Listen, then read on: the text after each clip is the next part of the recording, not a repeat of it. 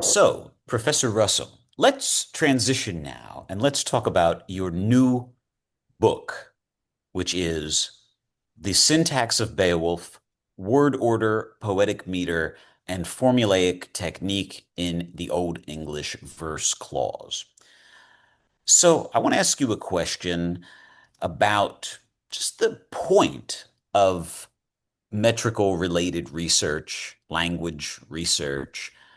What's the point of it? Everybody sees it done. Everybody knows about these daunting books that are out there. R.D. Folk's History of Old English Meter and Edward Seifers's Altgermanische Metrik. What is going on in metrical studies and why, in your view, does it matter? Well, no culture that survives enough to provide a full range of materials has failed to show something that everyone would agree to be poetry, something that is integrated with, or yeah, I would say integrated with rather than superimposed upon ordinary language. A different way of speaking involving some effects of sound and grammar, standardizing them, aestheticizing them. And so the question that arises is, I mean, there's no question that it's important. It's important, you know it's important because no well, no well-documented culture has failed to exhibit it. So if you want to know that something is important, and if it's rather prominent in all cultures, at least in the earlier stages of culture, uh, you know it's important. Uh, it's important to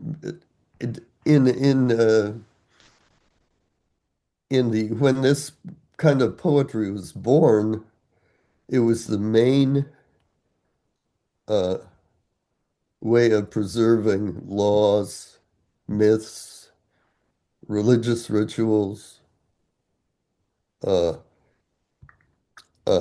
sort of sciences that are being developed around uh,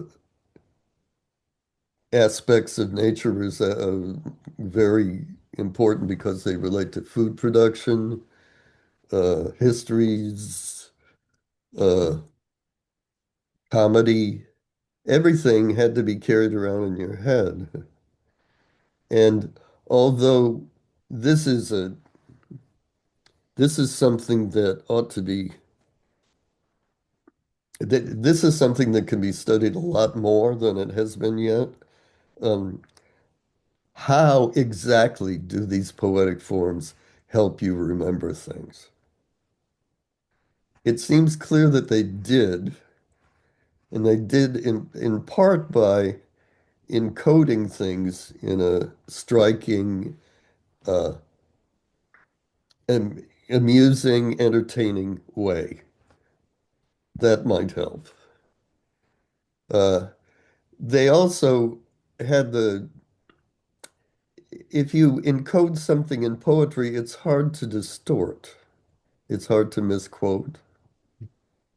If you want to mess with a Germanic law, you have to get the meter right. And that won't help because since the Germanic laws were in poetry, lots and lots of people knew them. Can you imagine what it would be like for an ordinary person in our time to carry the whole law around in their heads and be able to say when something happens what's right and what's wrong? Amazing. So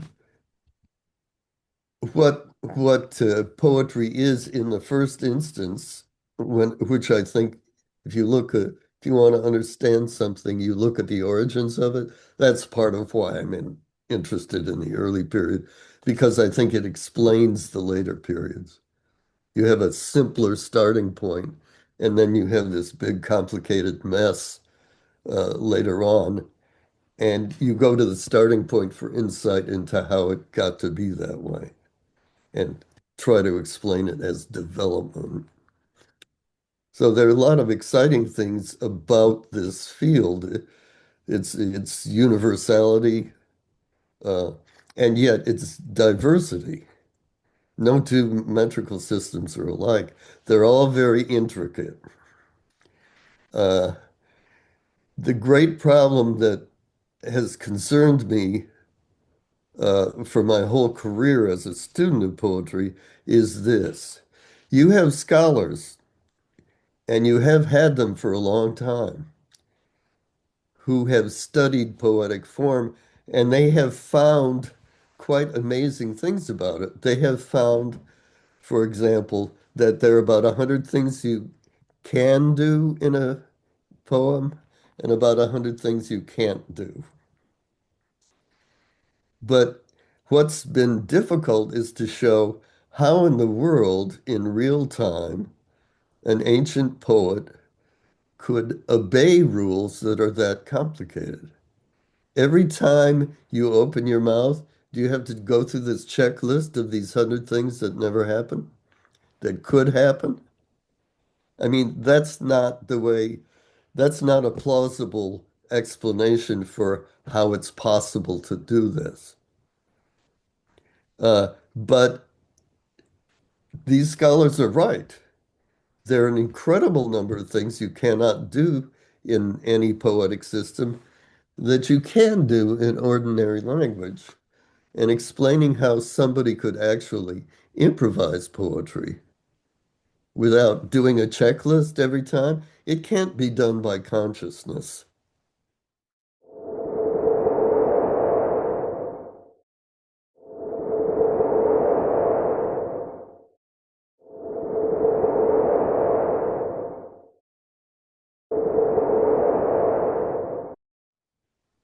It's got to be done by some kind of internal power of language that of the kind that Chomsky talks about that works for you without your realizing that it's going around and solving problems for you all the time. It's as if your consciousness is this CEO who gets the summary of the work done by all the all the hundreds and hundreds of people who are working for him. And that's all you see. You don't see them working.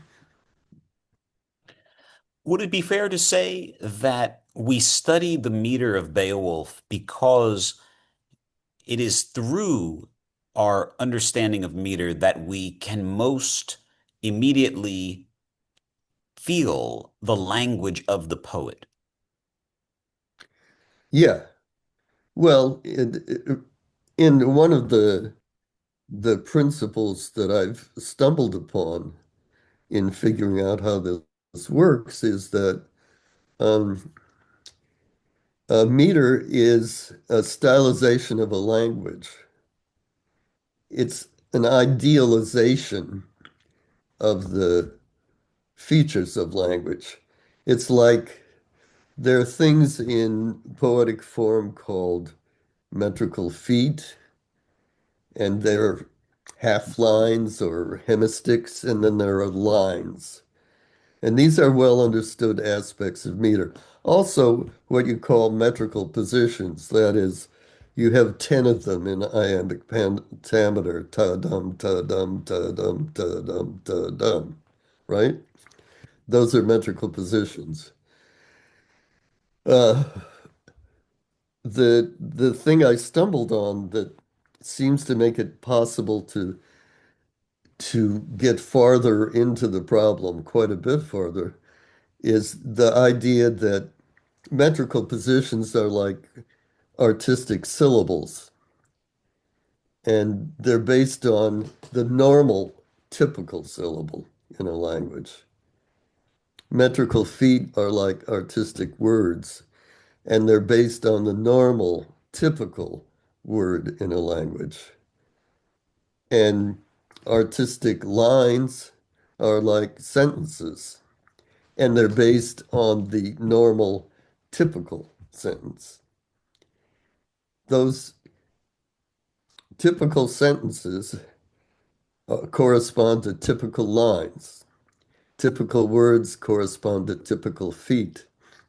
Typical syllables correspond to typical metrical positions. The wonderful kind of counterpoint that happens in poetry happens because you can't tell a story using the norm all the time, but you stick a lot closer to it than you would in ordinary language. So, in a sense, you're um, constantly emphasizing the sort of essence of a particular language, what its norms are. Uh, if it's a foreign language and you're learning it, poetry helps you get the feel for the language just because it does represent these norms in this way. Great. So, Professor Russom, what do you think are the most original and significant arguments that you put forward in the syntax of Beowulf? Well, the my main goal was to show that word order, the way sentences work, the typical structure of a sentence, like John loves Mary, the stereotypical thing in modern English. In Irish, this would be loves John Mary. In ancient Germanic or Latin, it would be John Mary loves. Three basic word orders in human languages are subject, verb, object, subject, object, verb, and verb, subject, object. Those are the ones that are uncontroversial and are very, very common in the world's languages. Uh, the In graduate school, one of the things that happened was that I was TAing for um, a brand new program in generative grammar, Chomsky stuff. And the goal was to show that all languages have some things in common, and in particular, syntax, the structure of sentences. So when I started to think about meter as something universal, which with all kinds of poetic forms have things in common with one another, and yet applying it to a particular um, meter, Germanic meter, it seemed to me that the rules that had been discovered, again, the way these scholars do discover things, but not relating them to each other, uh, for syntax in poetry, Kuhn's laws being one of the things that's particularly conspicuous in the uh, recent academic work in Old English, that these facts about meter actually should be incorporated into the same system of rules as the rules that govern the sound of poetry, how many syllables there are, and rules in many kinds of poems that govern how words are placed. So the technical goal of the book was to show how a system of rules can explain placement of syllables, placement of words, and uh, placement of syllables within words, and placements of words within clauses with the same general principles of poetic composition. So that's a very abstract thing.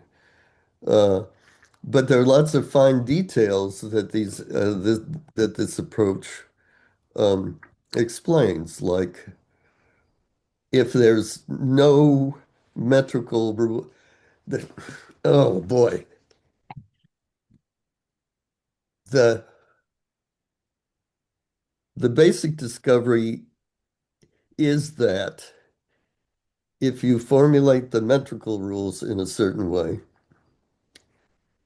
uh, you can see that the basic structure of uh, the language of Beowulf is subject, object, verb, like Latin or Japanese. And you can tell this because when the poet uses other word orders, it's usually either for a familiar kind of emphasis, like asking a question, you put the verb a little closer to the beginning, or giving a command. Um, but so often that it's easy to prove, actually, once you think of doing it, the poet primarily departs from the basic word order when it would violate one of the metrical rules based on placement of sounds. So there's a rule for placement of words and rules for placement of sounds, and they interfere with each other. Uh, the interference provides the way to prove that the rule system actually works. One of the things about rules is they apply more strictly toward the end of any kind of metrical unit, like the end of a clause or the end of a line. So when you get all these rules for sounds and words and sentences, when you get them all formulated and get them all together, you can see that they apply more strictly at the end of an Old English line than at the beginning. And this is one way of proving that they really do operate the way you say they are operating. That's pretty abstract, and that's why it takes a whole book to explain it. It's not so much that the idea is itself is very tricky. Um, uh, it's just the claim that metrical positions correspond to syllables, metrical feet correspond to words, metrical lines correspond to sentences. That the trick is proving it. Uh, the it's so far as I can see, explaining poetic form is a kind of linguistics that is just exactly like um, Chomsky's approach to language. That is, metrics is the study of a language, and poetic meters work the same way cognitively as languages do. That so this sort of completes my attempt to show that the study of poetic form is what is now called a cognitive science. Um, I wish I could put this in a nutshell, but it's hard to do this. Chomsky refuses to be interviewed about linguistics on TV because they won't give him enough time. Uh, So to move from the abstract to the concrete, do you think that your arguments provide strong evidence in support of the proposition that Beowulf was composed early in the Anglo-Saxon period rather than late? So let's say closer to the year 700 than to the year 900 or even 1000, as some have maintained. oh yeah.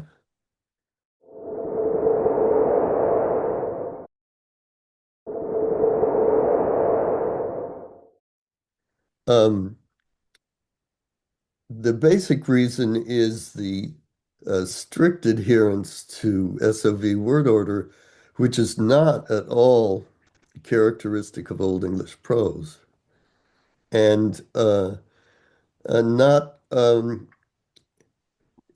the problem is it was quite a lot of labor to get all these rules up and running on Beowulf. To really see all the potential for showing that it's an early poem, you would have to do the same thing for, say, Kinewolf. I think you would find it pretty easy to show that the as you go later in the Old English period, the departures from SOV word order, subject, object, verb, word order become more frequent. But beyond that, it's pretty clear that one of the things that doing the linguistic analysis of uh, this metrical problem works is that typologists have shown um, boy, this is so hard. Have shown that a lot of things that happen in Beowulf are characteristic of SOV languages. And some of these things very clearly become less common as you go through time in poems that are later or even datable, like the Battle of Mulm. One of them is postpositional phrases.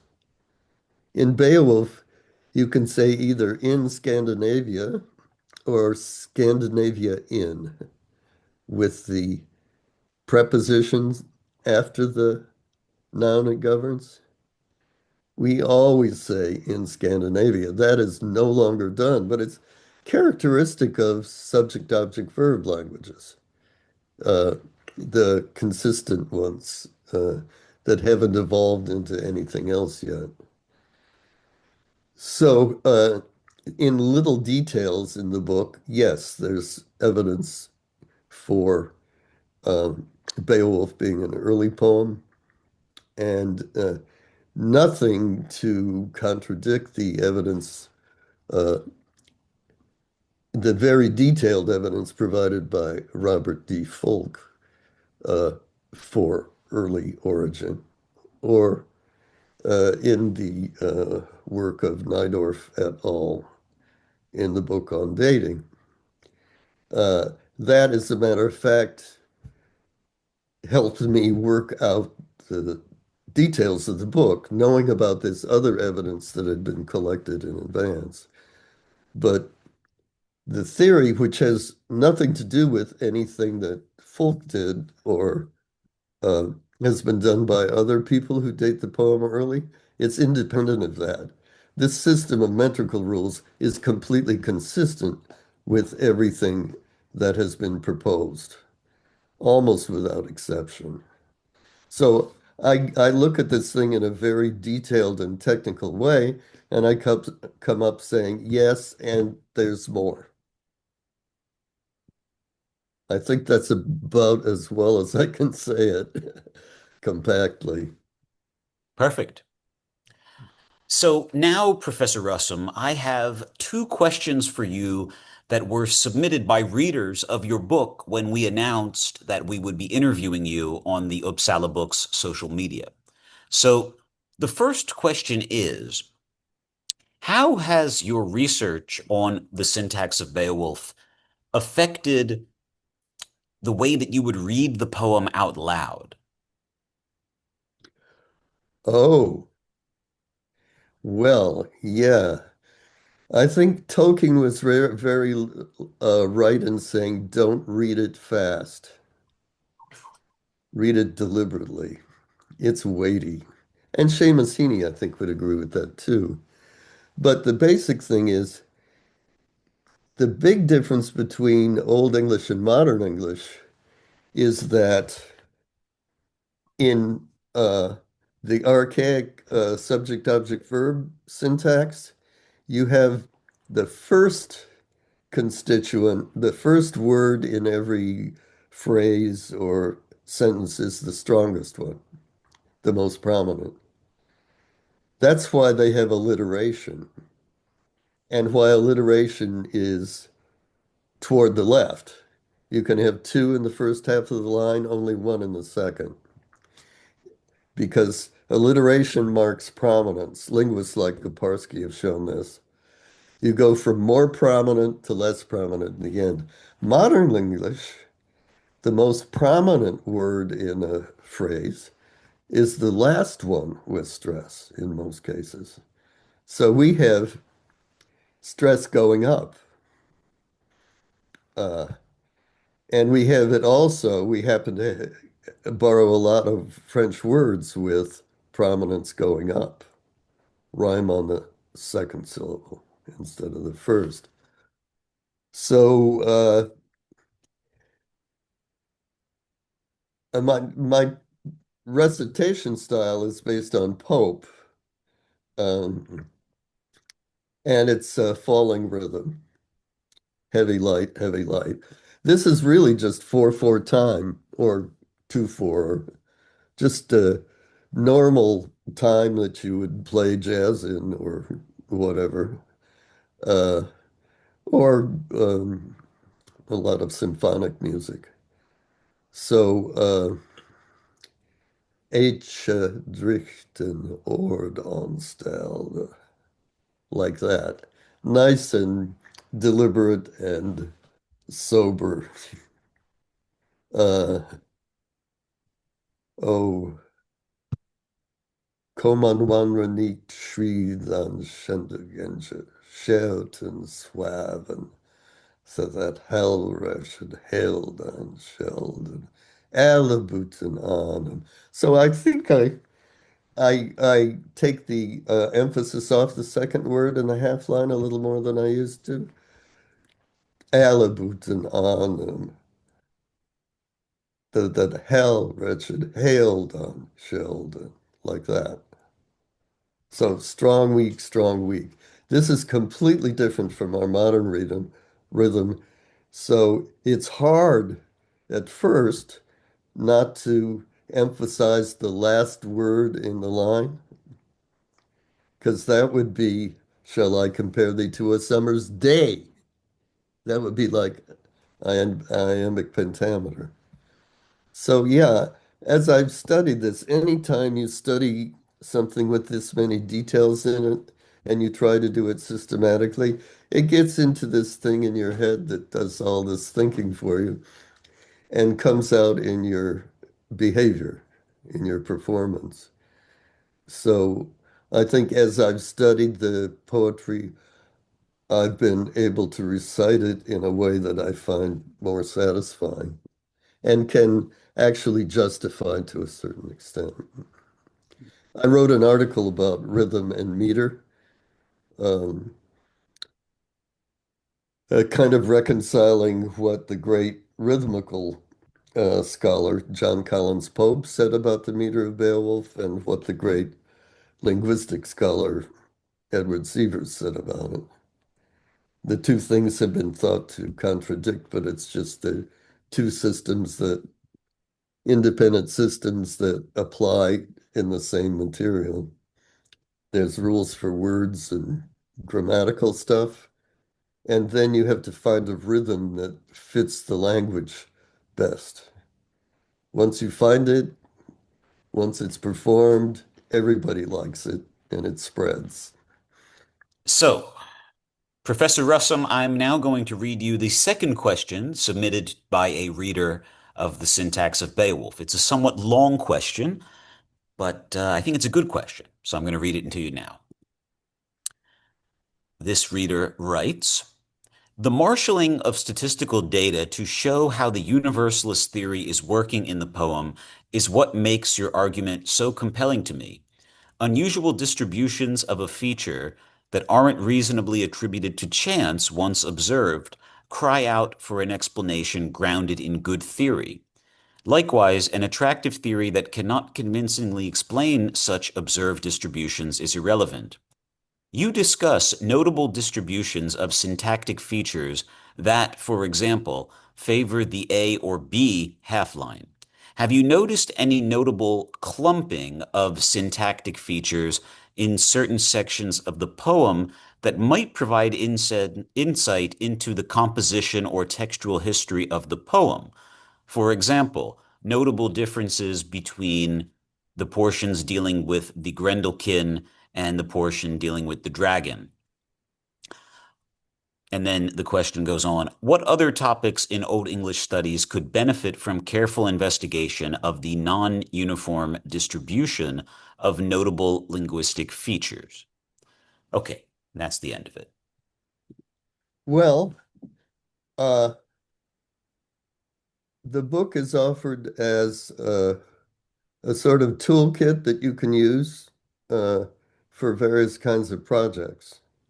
That's why I gave, I have essentially the first two chapters and the um, conclusions are the three chapters that are um, designed to be read as essays. And in the middle, there's a whole lot of evidence.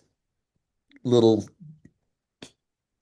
what you have is for every sentence structure um, or clause structure, you have all the examples in Beowulf collected in one place. I think you could use that kind of thing for all kinds of projects. I have not applied it to identifying different uh, uh, collections of uh, unusual features in different parts of the poem. I haven't done that. I think it, um, and I think the book would help you do that, the methodology of the book. But I haven't done it myself. Basically, meter, the study of meter, getting the metrical rules right, that has a lot more uses than I think people might realize. Um, but I can't, every use requires new work.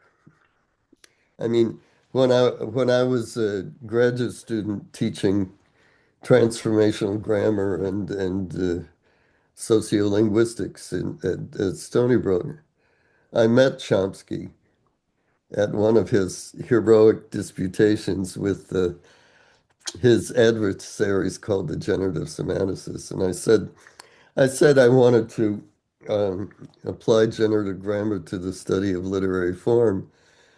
And he said to me, as I later realized he says to everybody, that's going to be a lot of hard work. So I have some tools to offer, but I haven't, there's no way in the world I could use them for all the things they could be used for. Uh, any application uh, involves so much work that it might almost end up as a brand new science and not mine, if you see what I mean. Mhm. So, Professor Russom, you've given very generously of your time today. I'd like to wrap things up with regard to Beowulf by asking you to kind of pull everything together. You spoke earlier about your your kind of assessment of the Beowulf poet as a thinker, as perhaps an older man in a monastery. What do you think your book tells us about how this poet actually composed the poem, about this person's craft, more broadly speaking? Well, poetry, well, I study poetry because it's like magic. Uh, what I've been able to show is that the poem is based on sort of the soul of the Old English language, the norms of it. But the way these interact in any particular case are quite intricate. The poet has somehow managed to really learn the language of poetry in such a way that it becomes he, that the poet becomes fluent in it. Uh, and the other thing is that the poet uses the poet knows the genre uh, of the hero tale, and he knows what kinds of uh, things, what kinds of scenes, what kinds of events, what kinds of details are necessary for this kind of poem. And he has traditional ways of explaining all of them. It's because everything is concentrated in this one kind of poem that emphasizes issues related to the use of power, that all of the levels of poetic form can be integrated with one another. The scenes that are constructed, like ocean voyages, I can do an ocean voyage. Boy, can I ever. You have one going, one coming. They're similar, they're not identical. Uh, so as you sort of laboriously work out the details of how these things are done, you don't, as a commentator, you don't rise to a superior position above the poet. You kind of end up marveling more. Um, this is a work of art that is intricately and yet very coherently structured. The more you study, the more sense it makes. And really, the more impressive the poet is as someone with the knowledge of life. Uh, the God is in the details. You have to you have to go through this analysis of the details to get to the level where you appreciate the whole uh, aesthetic form that's been created by this remarkable person, who I think was a guy, but maybe not. Let's just get that straight. I think actually Juliana, well, not Judith was written by. When I teach Judith, I call the author Sister Wendy because I think that was probably written by a woman, although it's very heroic. Uh, no reason why not. We know there are women poets and even skalds and so forth. So I would say when you study a poem that comes out of a culture where people have to carry things around in their heads, um, you get a very remarkable concentration of the important issues in human life. Uh, they've been pondered not only by the poet, but by generations of poets previously, and informed by, in this case, I think pretty obviously, by the experience of the events that are being narrated and a knowledge of the human uh, crafts and capabilities that are represented in the poem. So, Beowulf is a wonderful poem. Absolutely. I guarantee it. I've done the work. I can tell you that for sure. Well, thank you very much for this brilliant interview, and thank you even more for writing the brilliant book that is The Syntax of Beowulf, available now from major booksellers worldwide.